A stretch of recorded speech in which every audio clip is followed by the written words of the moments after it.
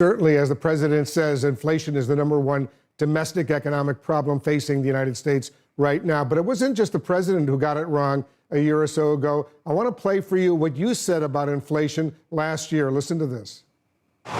Is there a risk of inflation? I think there's a small risk, and I think it's manageable. I don't anticipate that inflation is going to be a problem, but it is something that we're watching very carefully. Was it a mistake, Madam Secretary, to downplay this inflation risk? Did that contribute to the problems we're all seeing right now?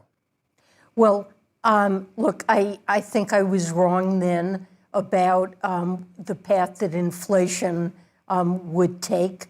As I mentioned, there have been unanticipated and large shocks to the economy that have boosted energy and food prices and supply bottlenecks that have affected our economy badly that I at the time didn't fully understand. But we recognize that now. The Federal Reserve is taking the steps that it needs to take. It's up to them to decide what to do. And for our part, President Biden is focused on supplementing what the Fed does with actions we can take to lower the costs that Americans face for important expenditures they have in their budgets. Prescription drugs is one example. Healthcare costs, another example. Utility bills. If Congress is willing to pass some of the proposals to boost the use of non-renewables, I think that can serve to bring down an important cost that households face. He realizes, we all realize, what an important and huge burden inflation is placing on American households. We've all seen the gas prices explode over the past year here in the United States, and which is a real problem, obviously, for so many.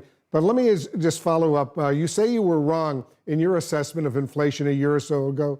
Just today, the former U.S. Treasury Secretary, Larry Summers, a man you know well, said the Federal Reserve needs to do some, quote, considerable soul searching right now about how badly they missed the gravity of the inflation problem. Is Larry Summers right? Look, I'm not going to comment on the Fed's policies. Chair Powell has made clear that he has every intention and believes, as I would, that the Fed has the tools to bring inflation down, and that's his focus. You know, the Fed has a dual mandate. The economy is, I think it's fair to say, operating at full employment with the strongest job market in generations. Inflation's too high, and it's got to be brought down. Is it going to get worse in the short term? Well, you know, core inflation has come down. It's still too high, but in recent reports, we've seen it move down, and that's an encouraging sign. But oil prices are high. Russia continues to wage war against Ukraine. We're trying, and the Europeans are trying to address that and limit his ability to wage this war.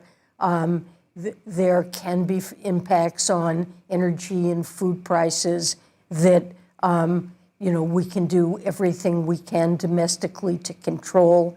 The president has authorized historic releases of oil from the Strategic Petroleum Reserve, but we can't rule out further shocks.